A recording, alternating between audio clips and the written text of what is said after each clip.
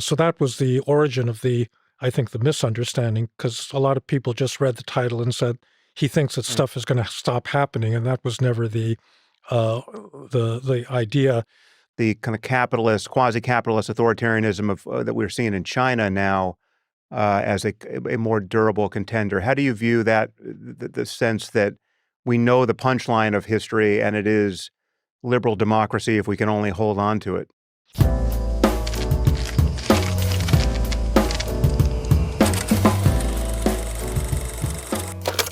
大家好，欢迎来到本期视频。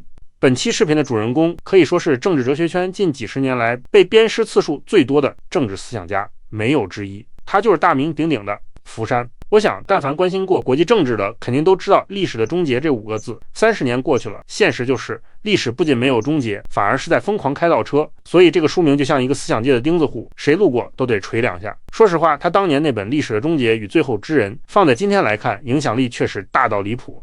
这篇文章最早发表在1989年夏天的《国家利益》上，当时并没有激起多大的水花。结果同年11月，柏林墙倒塌，紧接着东欧剧变、苏联解体，现实接连上演的大事件，就好像提前写好了剧本，让他一夜之间被捧上了先知的神坛。那么问题来了，为什么当初这么神的一个人，后来会被反复鞭尸呢？主要的原因就3个。第一，被福山吹上天的自由民主灯塔美国自己拉垮了，而且越来越拉。第二，中国崛起了，就连他本人也承认中国模式的成功，说明历史终结论有待推敲和完善。第三，苏联解体后，原本如火如荼的全球民主化浪潮退潮了，冷战后移植西式民主的那些国家大部分都翻车了。但最有意思的是什么呢？福山在这个视频里说，你们大多数人都误解我了，你们只是被这本书的标题带偏了，你们根本没有读过那本书。不过福山也并不是一个死守教条的人，几十年来他一直在做修正，一直在给自己疯狂打补丁。主持人山姆·哈里斯来头也不小，他是横跨神经科学、哲学和公共界的评论大佬，他在西方思想界影响力也很大，而且他的对谈基本上都比较有深度，所以这2位凑在一起，注定不是那种新闻式的采访。好，话不多说，我们一起来看正片吧。 People will know you first from your article and then book, The End of History. As a writer of books, I'm exquisitely sensitive to a title serving to mislead most of one's audience and most of the world who will never read the book. And I think you're the ultimate example of this. I mean, The End of History as a phrase seems to have convinced many people that you were claiming something that you were not in fact claiming. So what was your thesis there, and what is the common misunderstanding of it? Well, I think it revolves around 2 words. End does not mean the cessation of history. It meant what is the objective or goal towards which history seems to be moving. And history, in my sense, was that of the philosopher Hegel, which was a progressive evolution of human societies. So the end of history meant, where is the whole modernization, development process tending? And my argument was that it looked like it was tending towards a market economy linked to a liberal democratic political system. So that was the origin of I think, the misunderstanding, because a lot of people just read the title and said he thinks that stuff is going to stop happening, and that was never the idea. The other thing is that I turned the original article into a book with the title The End of History and the Last Man. The end of history part comes from the philosopher Hegel. The last man part comes from the philosopher Friedrich Nietzsche, who said that the last man is the ambitionless, passionless creature that emerges at the end of history, when all of his material comforts and security had been taken care of, and he no longer has any great aspirations or ambitions, and that this was one of the problems of the end of history, that people aren't going to want to be in that position, and they're going to try to rebel against it. And I actually spent the last 5 chapters of the book version explaining how democracy could break down in ways that I think are actually being acted out as we speak. So do you still feel that liberal democracy, running on the rails of capitalism has more or less won the argument, and there's no real durable contender to it, even if in fact there are enemies of it and processes by which it can erode? Or do you think, and I mean, so one data point recently as I think yesterday, in favor of that, as we saw Viktor Orban lose the election. But I think many people view the kind of capitalist, quasi-capitalist authoritarianism that we're seeing in China now as a more durable contender. How do you view that, the sense that we know the punchline of history and it is liberal democracy if we can only hold on to it? Well, honestly, I don't know the answer to that. I think that the Chinese have created a pretty impressive system. It is authoritarian. It's quasi-market-based, and they are very successful at marshaling new technology. They're capable of innovating a lot of things we thought they weren't able to do. And conversely, democracy, especially American democracy, looks like it's falling apart. If I were somebody trying to move from a poor, misgoverned country somewhere else, I would have chosen the United States without question for most of the last several decades. But, these days, I'm not sure that it's such an attractive model for many people. And I would say if the Chinese keep their development machine going, it may turn out that they have a real alternative. I think, however, that it's a little premature to come to that conclusion because there are a lot of problems in China which are related to the fact that there's no feedback, there's no responsiveness to public opinion, and that is going to get them into trouble, I think, in the long run. Mm. Well, we'll talk about the problems of American democracy, I think, at some length here. But before we do, I think we'll invoke the concept of liberalism a fair amount. In your most recent book, I think it's your most recent book, The Liberalism and Its Discontents, goes deep into the concept of liberalism and the way in which it can be kind of self-defeating under certain conditions. And I want to talk about that. But before we jump in, what is liberalism? And this word seems to shapeshift for people, and it can mean many different things in different contexts. What should we mean by liberalism, and what are its core commitments? Well, I can tell you what I mean. I think that a liberal political system is one in which government authority is limited by a rule of law and by constitutional checks and balances.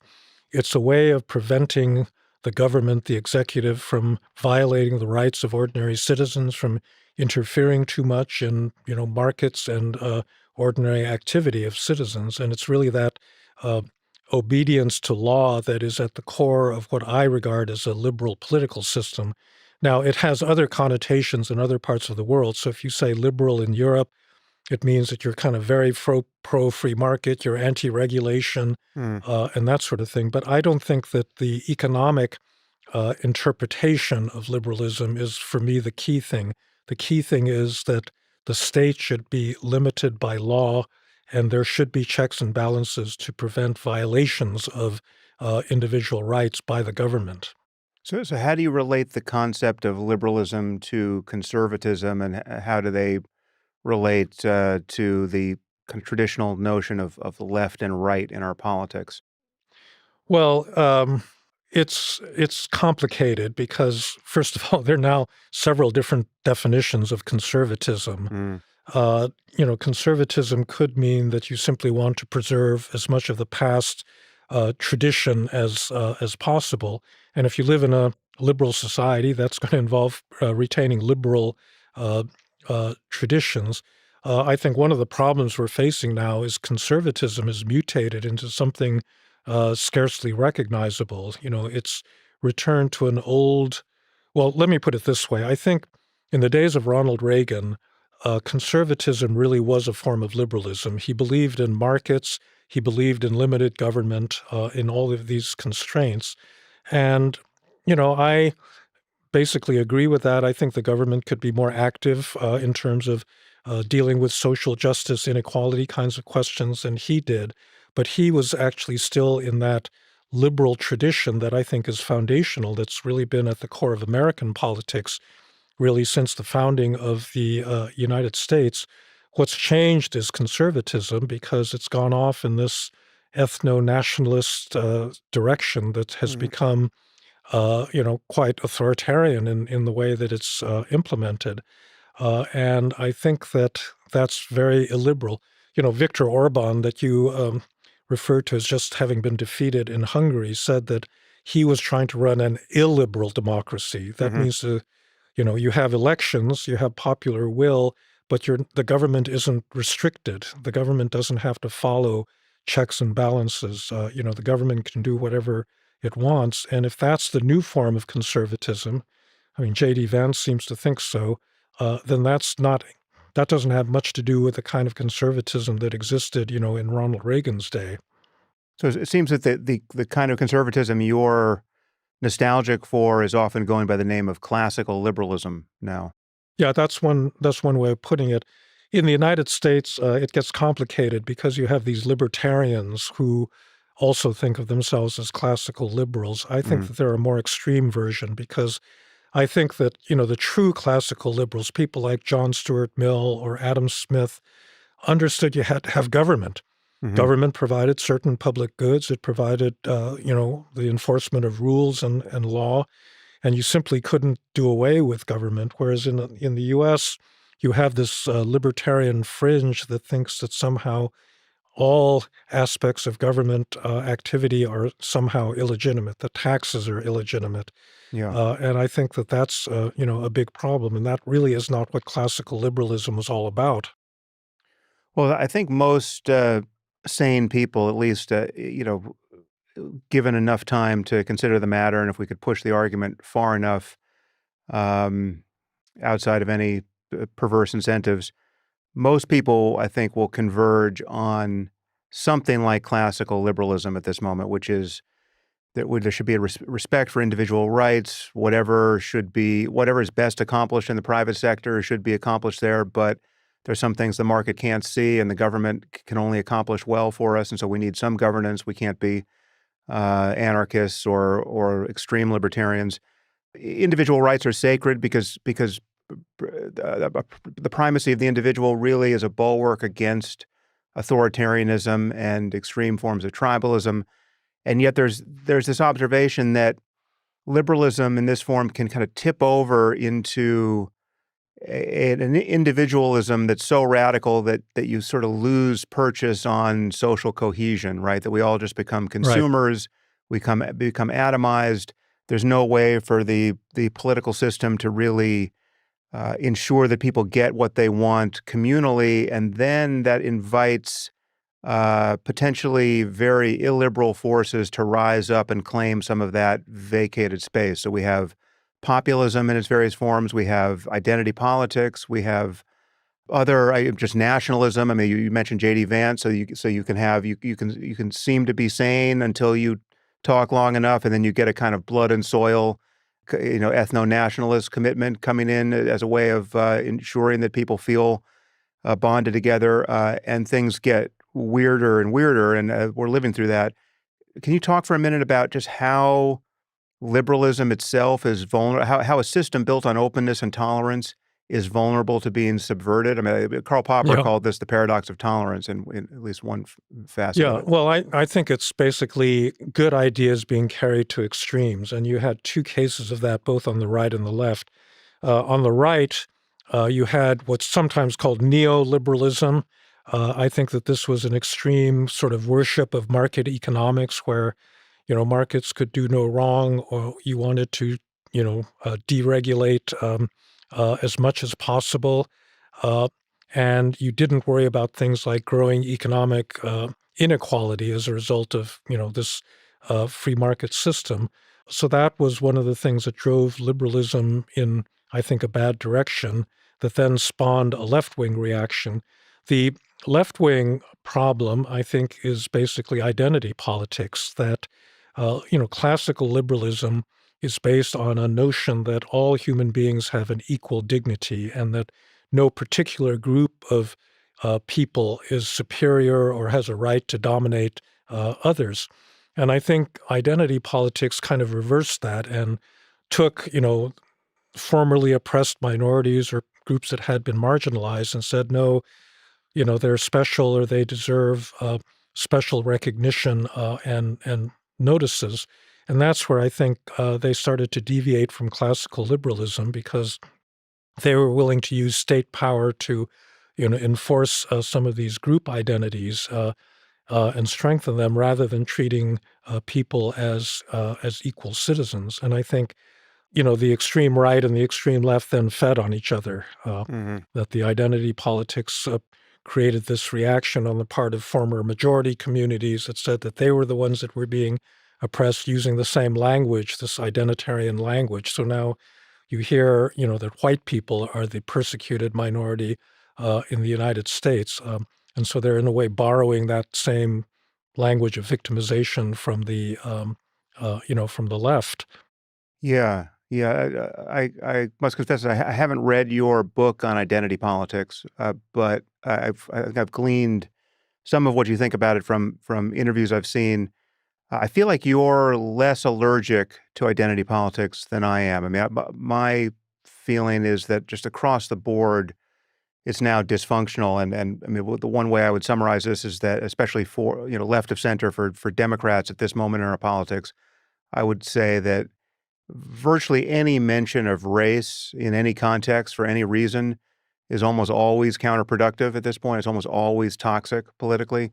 This is not to say we didn't need a civil rights movement, but where we are now, I really feel like we need just a full commitment to a race-blind, content of their character, political and ethical norm.